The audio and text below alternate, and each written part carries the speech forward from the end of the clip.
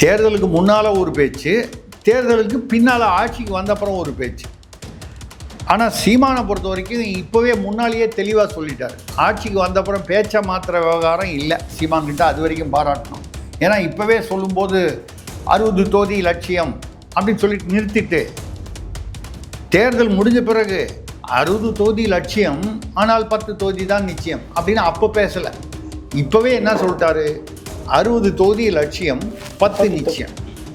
60 தொகுதி எய்ம் பண்ணுறோம், குறைந்தபட்சம் 10 ஜெயிப்போன்ற தன்னம்பிக்கை எங்களுக்கு இருக்கிறதுன்னு. இப்போ நீங்கள் கேட்கலாம், ஏங்க அண்ணாதுரை இவர் கருணாநிதி பேசினாலோ எடப்பாடி பேசினாலோ ஸ்டாலின் பேசினாலோ அது வந்து அரசியலுக்காக பேசலாம். நீங்கள் சீமான் பேசுனது மட்டும் எப்படி உண்மையாகும் நீங்கள் கேட்டால் அது நியாயமான கேள்வி. நான் அதுக்கு சொல்லக்கூடிய பதில் என்னென்னா, இதுவரை இப்படி பேசாத சீமான் முதல் தடவையாக இந்த சீட்டு எண்ணிக்கைகள் வெற்றி வாய்ப்பை பற்றி பேசியிருக்கிறார். இந்த முறை அவர் வந்து சட்டமன்றத்திற்குள் போவார், அவர் மட்டும் தனியாக போக மாட்டார், உடன் வந்து சில எம்எல்ஏக்கள் இருப்பார்கள் என்பதை நம்ம கடந்த 6 மாதமாக பேசிக்கொண்டிருக்கிறோம். இப்பொழுது அவர் சொல்கிறார். அதுலேருந்து என்ன தெரியுதுன்னா, அவருடைய அந்த தன்னம்பிக்கை களத்தில் உள்ள தகவல்கள் வருது. அவருடைய அந்த என்ன சொல்கிறது, அந்த பரப்புரை, அந்த இது வந்து மக்களை ஈர்க்கிறது. ஒரு ஆங்கில பத்திரிகையில் வந்து பிரபலமான தமிழ்நாட்டில் வெளியாகும் ஒரு ஆங்கில பத்திரிகை. அந்த இடத்துல நீங்கள் பார்க்கும்போது எவ்வளவு வந்து சீட்டு பிடிக்க முடியுது அப்படிங்கிறது பின்னால், முதல்ல உங்களால் வந்து இயல்பாக கூட்டம் கூட்ட முடியுதா, அதுக்கப்புறம் நீங்கள் வெற்றி பெரும் வெற்றி எப்படிப்பட்ட வெற்றி. இப்போது மகாபாரதத்தில் ஒரு உதாரணமாக எடுத்துக்கிட்டிங்கன்னா, பாண்டவர்களுக்கும் கௌரவர்களுக்கும் பல முறை போர் ஏற்பட்டது. பல முறை சில முறை பாண்டவர்கள் ஜெயித்தார்கள், சில முறை கௌரவர்கள் ஜெயித்தார்கள். கடைசியில் வெற்றி, இறுதி வெற்றி யாருக்கு கிடைத்தது? எந்த பக்கம் தர்மமும் நியாயமும் நிலையாக இருந்ததோ அந்த பக்கம் பாண்டவர்கள் ஜெயித்தார். நம்ம சொல்கிறது என்னென்னா, அப்போ நடுவில் வரும்போது இப்படி மாறி மாறி வரலாமே தவிர இறுதி வெற்றி.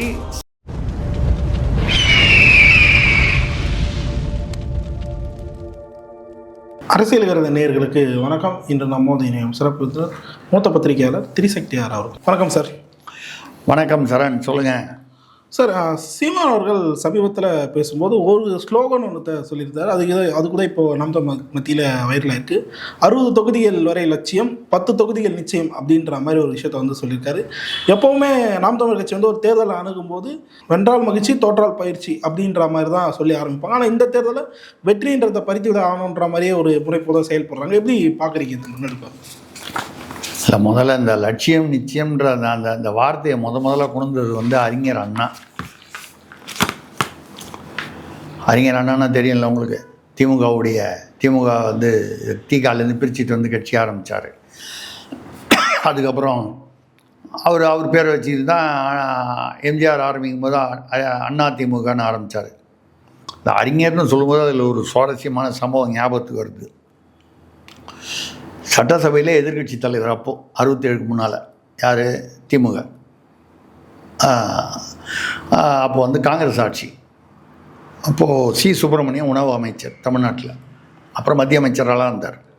சி சுப்பிரமணியம் தொழில் அமைச்சராக இருந்தார். உணவு அமைச்சராக இருக்கும்போது அவர் வந்து திடீர்னு சட்டசபையில் சொல்கிறாரு, இப்போலேருந்து நாங்கள் வந்து தமிழ்நாட்டில் வந்து நியாய விலை கடைகள் 480 கடைகள் இன்னும் திறக்கிறோம். இப்போ இன்றைக்கி நம்ம ரேஷன் கடைன்னு சொல்கிறோம் பார்த்தீங்களா, அதுக்கு தமிழில் நியாய விலை கடை. இப்போ கூட சொல்கிறோம் நியாய விலை கடை. இன்றைக்கி ஆயிரக்கணக்கில் இருக்கும், அன்றைக்கி 400 450 ஏதோ ஒன்று. உடனே அண்ணாதுரை எதிர்கட்சி தலைவர் இல்லையா, டக்குன்னு எந்திரிச்சு கேட்டார். உணவு அமைச்சர் அவர்கள் வந்து நியாய விலை கடை இப்போ தான் திறக்கிறேன்னு சொல்கிறாங்க, எவ்வளோ நாள் ஆட்சிக்கு பிறகு. இப்போ இவ்வளோ நாள் நடந்ததெல்லாம் அநியாய விலை கடையா? எல்லோரும் பெருசாக சிரித்தாங்க. சீஸ்வரனே கொஞ்ச நேரம் அமைதியாக இருந்தார், சிரித்து முடிக்கிற வரைக்கும். எதிர்கட்சியெல்லாம் கை தட்டுறாங்க அண்ணாதுரை பேசினது. முடித்தவொன்னு சொன்னார், உங்கள் கட்சியில் கூட உங்களை தான் வந்து அறிஞர் அண்ணான்னு சொல்கிறாங்க, அப்போ மற்றவங்களாம் என்ன அர்த்தம்? அர்த்தம் என்னன்னு எல்லாருக்கும் புரியும். அந்த வார்த்தையை சொல்லலை அவர். உங்கள் கட்சியில் உங்களை மட்டும்தான் அறிஞர்னு சொல்கிறாங்க, அப்போ பாக்கி பேர்லாம் முட்டாளா அப்படிங்கிற அர்த்தம். கேட்டோன்னு இன்னும் பெருசாக வந்து ஆளுங்கட்சி தரப்புலேருந்து அறிஞர் அண்ணான்னு சொல்லும்போது ஞாபகம் வந்தது. ஏன்னா அவர் தான் வந்து என்ன பண்ணார், வாக்குறுதி கொடுக்கும்போது அந்த காலத்துலேருந்தே திமுக அப்படி தான். வாக்குறுதியில் ஒன்று சொல்லுவாங்க, தேர்தல் வாக்குறுதியில் ஆக்சுவலாக வந்தோன்னா அதை பற்றி கவலைப்பட மாட்டாங்க. இது இன்றைக்கி நேற்று இல்லை, 67 ஆரம்பிச்சு. ரூபாய்க்கு 3 படி கொடுப்போம்னா 3 படி, அப்புறம் கடைசியில் 1 படி தான் கொடுத்தாங்க ஆட்சிக்கு வந்தோடனே. என்னன்னு கேட்டால் 3 படி லட்சியம், 1 படி நிச்சயம். ஆனால் எப்போ தேர்தலுக்கு முன்னால் ஒரு பேச்சு, தேர்தலுக்கு பின்னால் ஆட்சிக்கு வந்தப்புறம் ஒரு பேச்சு. ஆனால் சீமானை பொறுத்த வரைக்கும் இப்போவே முன்னாலேயே தெளிவாக சொல்லிட்டார், ஆட்சிக்கு வந்தப்புறம் பேச்சை மாத்திர விவகாரம் இல்லை சீமான்கிட்ட. அது வரைக்கும் பாராட்டணும். ஏன்னா இப்போவே சொல்லும்போது 60 தொகுதி லட்சியம் அப்படின்னு சொல்லிட்டு நிறுத்திட்டு, தேர்தல் முடிஞ்ச பிறகு 60 தொகுதி லட்சியம் ஆனால் 10 தொகுதி தான் நிச்சயம் அப்படின்னு அப்போ பேசலை. இப்போவே என்ன சொல்லிட்டாரு, 60 தொகுதி லட்சியம் 10 நிச்சயம். 60 தொகுதி எய்ம் பண்ணுறோம், குறைந்தபட்சம் 10 ஜெயிப்போன்ற தன்னம்பிக்கை எங்களுக்கு இருக்கிறதுன்ற. 234 வேட்பாளர்களை வைத்திருக்கிறார். அவங்க எல்லாரும் இதை தொடங்கிட்டாங்க, தேர்தல் பணியை அங்கங்கே தொடங்கிட்டாங்க. நம்மளும் காதில் விழுது எல்லாம். அவங்க வந்து போய் மக்களை சந்திக்கிறார்கள், வீடு வீடாக சென்று சந்திக்கிறார்கள், தெரு கூட்டங்கள் போடுகிறார்கள். அதெல்லாம் வந்து இருக்குது. அப்படிங்கும்போது இந்த முறை வந்து அதாவது அவர் சொல்கிற அந்த 10 சீட்டு நம்ம கூட நிறைய தடவை பேசியிருக்கோம். இந்த முறை குறைந்தபட்சம் சீமான் வந்து ஒரு 10 சீட்டில் அவர் உட்பட ஒரு 10 பேராவது உள்ளே போன சட்டமன்றத்தில் மக்களின் குரலாக போய் ஒலிக்க வேண்டும். நம்ம என்றைக்கோ பேசியிருக்கோம். அவர் அதை உணர்ந்தாரா இல்லை அதுவே அவர் மனதிற்குள்ளும் ஓடியதா என்று தெரியவில்லை. இப்போ அதையே தான் அவரும் நீங்கள் 10னா நீங்கள் தேர்தலில் வந்து இப்போ இவங்க சொல்கிறாங்க திமுகவில் வந்து நாங்கள் 200 சீட் ஜெயிப்போன்றாங்க திமுக கூட்டணியில். அதிமுகவில் உடனே திமுகவில் ஸ்டாலின் அவர்கள் 200 முதல்வர் சொன்ன உடனே எடப்பாடியார் அவர்கள் என்ன சொல்கிறார், 210 ஜெயிப்போன்றார். ஒரு புது கட்சி ஒன்று இருக்குது, நாங்கள் 267 ஜெயிப்போம்.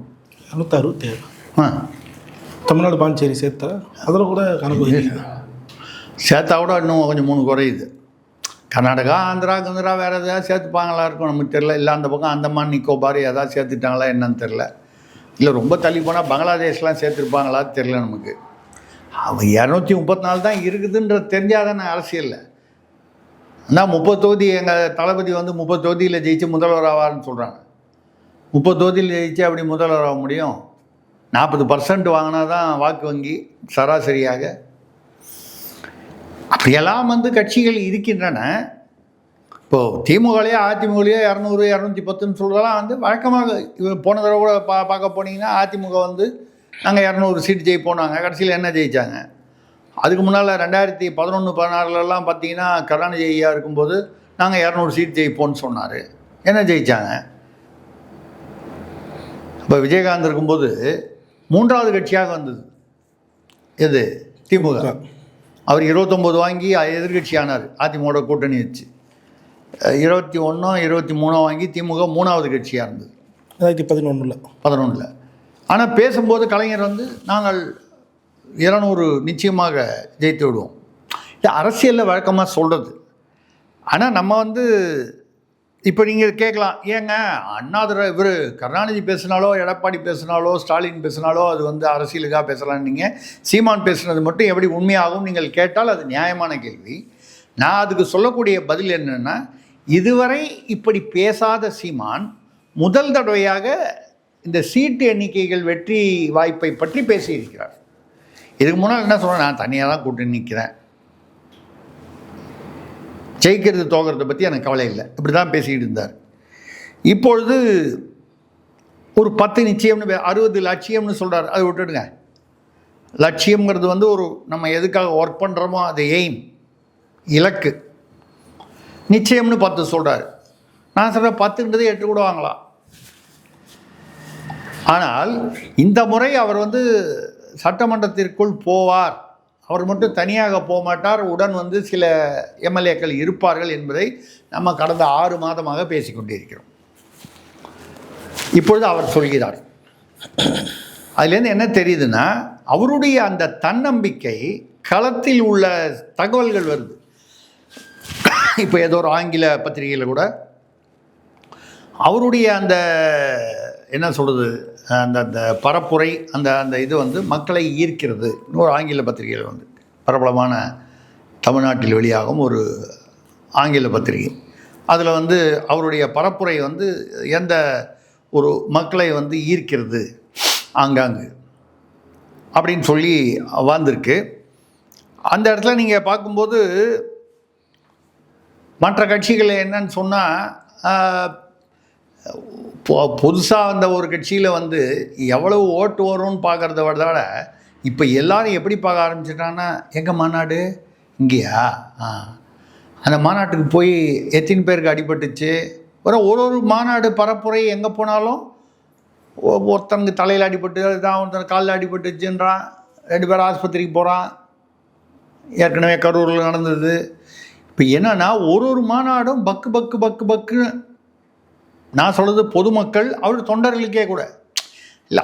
அதுக்கு என்ன காரணம் என்றால் அவர்கள் யாருமே இவர் முதல்வராக வர வேண்டும் என்ற ஆர்வம் அவர்களுக்கு இருக்குது. அது எல்லாருக்கும் இருக்குது. சின்னதாக கட்சி வச்சிருக்கிற யாரோ ஒருத்தர் கேட்டால் கூட அடுத்து முதல்வர் நான் தான் சொல்லுவாங்க. அது வந்து ஆசைப்படுவதில் தவறே இல்லை.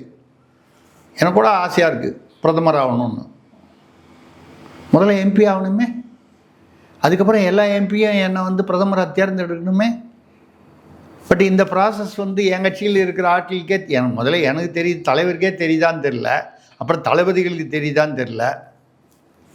அப்படி இருக்கும்போது அடிமட்டத்தில் ரைட்டு அந்த கட்சி அது ஒரு விதமாக இருக்குது. வழக்கமான திமுக அதிமுக அவங்க வந்து அரசியலில் அனுபவம் உள்ளவர்கள். இந்த பேச்சுகளெல்லாம் அவர்கள் பேசுவது வந்து தெரியாமல் பேசுவதில்லை, இது அவர்கள் தெரிந்தே தான். அதாவது ஒரு அந்த இமேஜ் பில்டிங் பிராண்டிங்காக, அதாவது நாங்கள் ஜெயிச்சிருவோம் அப்படின்ற ஒரு நம்பிக்கையை உருவாக்குவதற்காக பேசுகிறார்கள்.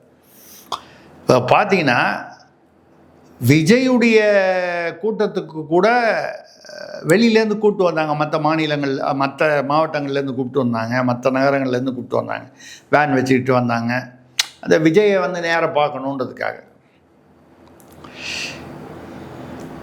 நாம் தமிழர் கட்சி கூட்டத்தில் வந்து அந்த மாதிரி எங்கேயுமே யாருக்குமே வேன் வச்சு யாருக்கும் செலவு பண்ணி கூப்பிட்டு வரல.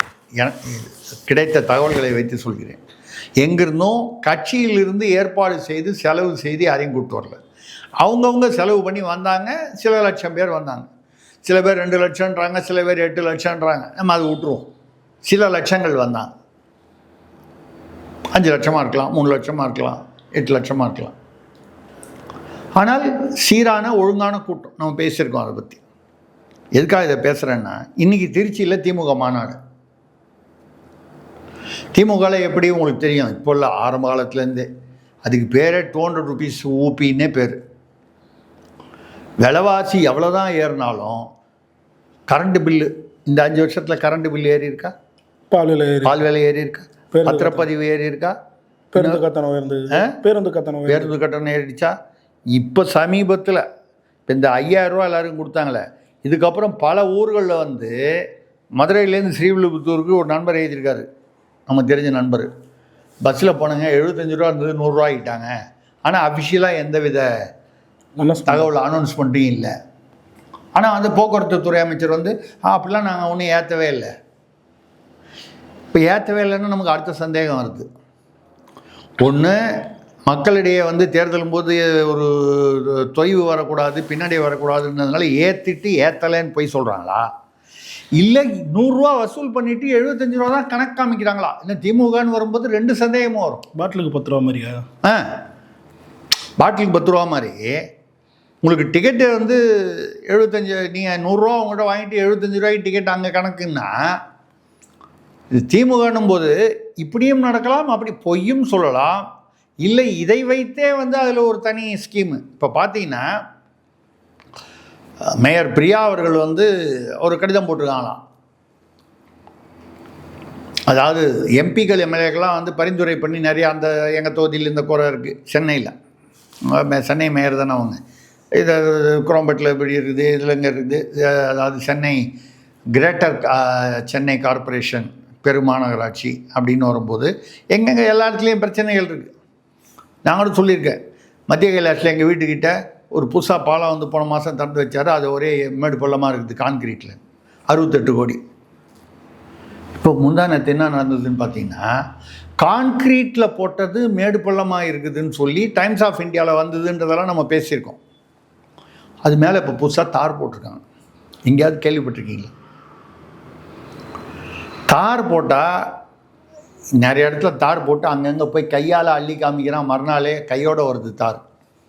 ரெண்டாவது, மழையில் வந்து தாரோடைய தரம் மோசமாக இருந்ததுன்னா மழையில் அடிச்சுட்டு போய்டும், அங்கே மறுபடியும் குண்டு குழியும் வரும். அவங்க ஐடியாவே அதான். அப்போ மறுபடியும் ஒரு கான்ட்ராக்டை கொடுத்து அந்த பேட்சை சரி பண்ணும். பட் இதெல்லாம் வந்து இந்த தாரில் பிரச்சனை வரக்கூடாதுன்றதுக்காக தான் கான்க்ரீட்டில் போடுறது. கான்க்ரீட்டில் போட்டால் சமமாகவும் ஸ்மூத்தாகவும் இருக்கும், ரொம்ப வருஷத்துக்கு மறுபடியும் அதில் கை வைக்க வேண்டியதில்லை. ஆனால் கான்க்ரீட்டாக போட்டு முதல்வர் 68 கோடிக்கு திறந்து வச்ச மொத்தமே 672 மீட்டர் தான். இந்த மத்திய கைலாஷில் போய் இந்த ஓஎம்ஆரில் அப்படி எல்மை திரும்புறது. ஆமாம். அதில் டைம்ஸ் ஆஃப் இந்தியாவில் பெருசாக குவார்ட்டர் பேஜில் போட்டான் இந்த மாதிரி பம்பி ரோடு. ஆங்கில சேனல்லாம் வருது, ஆங்கில பத்திரிகைலாம் வருது, டப்புனு இது பெருசாகுது. அப்படின்னோன்னு என்ன பண்ணாங்க, இந்த கான்க்ரீட் ரோடு. அப்போ என்ன செய்யணும், நீங்கள் இந்த கான்க்ரீட் ரோட்டில் இருக்கிற இந்த மேடு பள்ளத்தை சரி பண்ணி முதல்ல சமானம் பண்ணணும். அது பண்ணிவிட்டு ஒரு பூச்சி மறுபடியும் கான்க்ரீட் போட்டாலே மேட்ரு ஓவர். அப்போ மேடு பள்ளமாக இருக்குது பாருங்கள், அது மேலேயே ஒரு ரவுண்டு தார். நீங்கள் தார் போட்டிங்கன்னா இந்த இடத்த பள்ளமாக இருக்குன்னா நீங்கள் தார் போட்டால் அந்த இடத்துல பள்ளமாக தான் இருக்கும். கொஞ்சம் கூட தார் போட்டிங்கன்னா கூட பள்ளத்தில் வெயில்லையும் மழையிலையும்.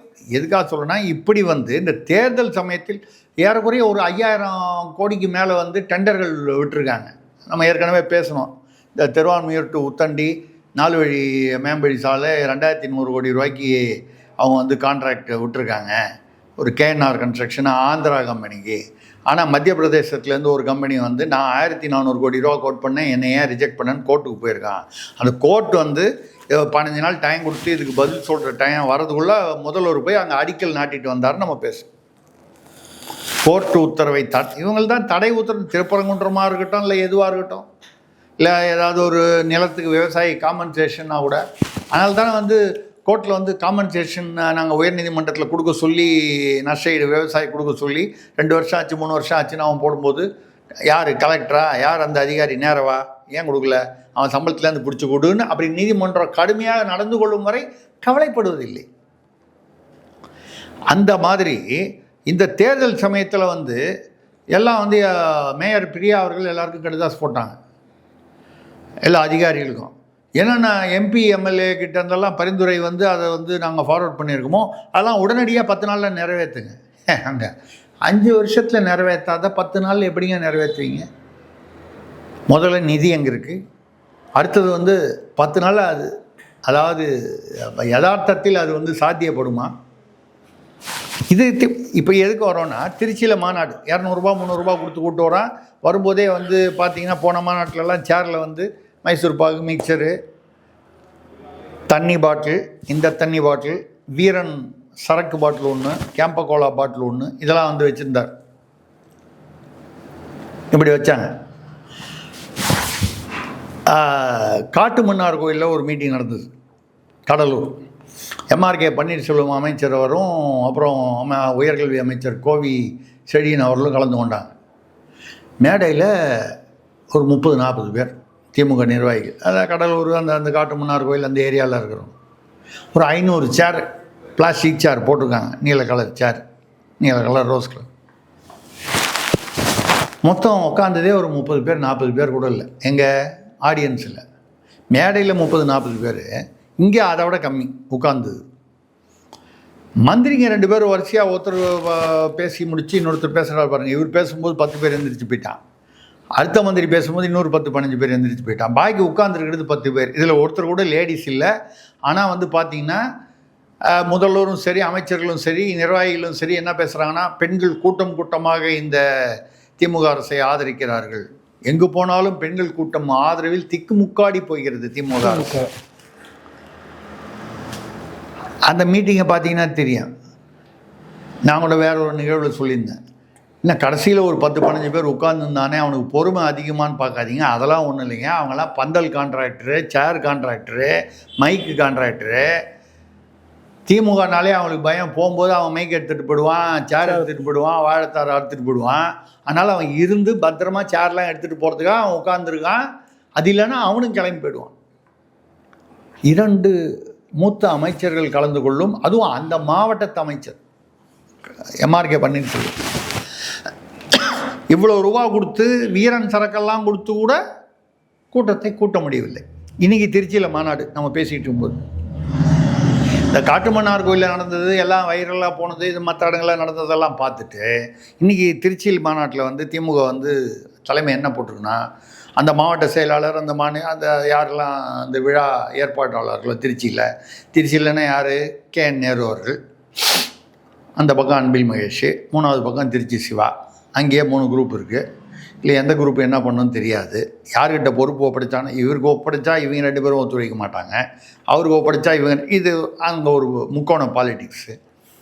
முழுசாக கும்பல் வரணும், எல்லாம் முக்கியமானவங்க எல்லோரும் பேசி விழா முடிகிற வரைக்கும் ஒருத்தனும் எந்திரிச்சு போகக்கூடாது. பத்திரிகையில் வந்துருக்கு தகவல். நான் சொல்கிறது வந்து ஏதோ வாய்மொழி தகவல் இல்லை, பத்திரிகையில் அச்சிடப்பட்ட தகவல். திமுக தலைமை வந்து தன்னுடைய நிர்வாகிகளுக்கு, அமைச்சர்களுக்கு சொல்லியிருக்கு, யாரும் எந்த போகக்கூடாது. அப்போ என்ன அர்த்தம், அங்கங்கே நின்றுப்பான், பவுன்சர் மாதிரி நின்றுக்க வேண்டியது. ஏன்னா சார் அர்ஜெண்ட்டாக போயிட்டு வந்துடும் சார், அடக்கிட்டு இங்கே இரு, போனால் வரமாட்டேன், ஏன்னா இப்படின்னு சொல்லிட்டு போனான்னா அவன் அப்படியே எஸ்கேப் ஆயிரு. ஆளும் கட்சி நாங்கள் 200 சீட்டு ஜெயிப்போன்ற கூட்டணி, நாங்கள் தான் ஆட்சி அமைப்போம், 7வது முறை அமைப்போம்னு பேசுகிற கட்சி ஆளை வந்து உட்கார வைக்கிறதுக்கு நீங்கள் வந்து முதல்ல ஆள் பிடிக்க வேண்டியிருக்கு. பிடிச்ச ஆளை வந்து உட்கார வைக்கிறதுக்கு இவ்வளோ கஷ்டப்பட வேண்டியிருக்கு, மிரட்டி உட்கார வைக்க வேண்டியிருக்கு. ஆனால் இன்னும் புதுசாக வந்த கட்சி இவங்களே இப்படி பண்ணுறாங்கன்னா, அவங்க புதுசாக வந்த கட்சி வந்து அவங்க வராங்க, அவங்க கூட்டம் கும்பலில் வேடிக்கை பார்க்க வராங்க. நம்மகிட்ட நிறைய சொல்லியிருக்கோம். இது வந்து ஒரு சாதாரணமாக இந்த தெருமுனையில் ஒரு நகைக்கடை ஒரு நடிகை வந்து திறந்து வச்சாலே 5000 பேர் வந்து நிற்கிறான். இந்த நடிகர் நடிகைகளை பார்க்க வேண்டும் என்கிற ஆர்வம் பொதுவாக இருக்குது.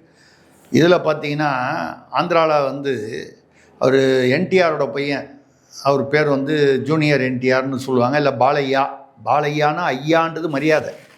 நம்ம வந்து அண்ணன் அப்படின்னு சொல்கிறது இல்லையா, நம்ம எம்ஆர்கே பன்னீர்செல்வம் அண்ணன், மாசு அண்ணன் அப்படின்னு சேகர்பாபு அண்ணன் அப்படின்னு நம்ம ஒரு மரியாதை நிமித்தம் சொல்கிறது இல்லையா, அந்த மாதிரி அங்கே ஐயா தெலுங்கில்.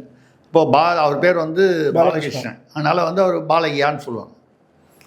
அவரை பார்க்குறதுக்கு எங்கேயோ ஒரு மருத்துவமனை திறந்து வைக்கிறார். அந்த மருத்துவமனையை திறந்து வைக்கும்போது எக்கச்சக்கமாக அவரை பார்க்குறதுக்கு கும்பல் வந்து இந்த எஸ்கலேட்டர் போகும் பாருங்கள், இந்த அப்படி மேலே ஏறுமே, அது எக்கச்சக்கமான ஆட்கள் ஏறி அது வந்து டேமேஜ் ஆகிற அளவுக்கு கும்பல். எதுக்கு வந்தாங்க, மருத்துவமனைக்கு எதுக்கு வர போகிறாங்க, நோயாளிகள் அவரை வேடிக்கை பார்க்கறதுக்கு. நீங்கள் வந்து ஆந்திராவில் நடக்குது, தமிழ்நாட்டில் நடக்கிறது பற்றி இங்கேருந்து தான் அங்கே எக்ஸ்போர்ட் ஆனது. இந்த என்டி ராமராவ் எங்கே இருந்தார், இங்கே தான் அபிபுல்லா ரோட்டில் தான் இருந்தார். பிரேம் நசீர் எங்கே நடிச்சிருந்தார், இங்கே தமிழ் படத்தில் தான் நடிச்சிருந்தார், மலையாள பிரேம் நசீர், சத்யன், ஷீலா இவங்கெல்லாம். கன்னடத்தில் ராஜ்குமார், அப்புறம் உதயகுமார், இன்னொருத்தர் அது கல்யாண்குமார், நெஞ்சம் மரப்பதிலாம் வந்தார். இவங்களை எங்கே தமிழ் படத்தில் நினச்சாங்க. அப்போல்லாம் வந்து கன்னட படம், மலையாள படம், தெலுங்கு படம்லாம் கிடையாது. அப்புறம் அங்கங்கே பிரிஞ்சவொன்னே அங்கே போயிட்டாங்க. ஆக உண்மையை சொல்லப்போனால் இதை வந்து கற்றுக் கொடுத்தது, இந்த சினிமா மோகத்தை கற்றுக் கொடுத்தது யார், திராவிடம். தமிழ்நாட்டில் திராவிடம் என்ற பெயரில் சினிமா மோகம். இப்போ கூட இவர் பேசியிருக்கார் சீமான், சினிமா மோகத்தை வந்து திராவிடம் தான் கற்றுக் கொடுத்து தமிழ்நாட்டை வந்து மக்களை வந்து இந்த மாதிரி அழிவு பாதையில் கொண்டு போனது, இந்த சினிமா மோகத்தை கொண்டு வந்தது திராவிடம் தான் பேசியிருக்காரு. உண்மையான விஷயம். எதுக்காக சொல்லணும்னா, ஒரு மாநாடு நடத்துகிறதே இவ்வளோ கஷ்டப்படுறாரு. அவர் வந்து எந்த கூட்டணியும் இல்லாமல் தனியாக வந்து நடத்துகிறாரு. எவ்வளவு வந்து சீட்டு பிடிக்க முடியுது அப்படிங்கிறது பின்னால். முதல்ல உங்களால் வந்து இயல்பாக கூட்டம் கூட்ட முடியுதா, அதுக்கப்புறம் நீங்கள் பெரும் வெற்றி எப்படிப்பட்ட வெற்றி.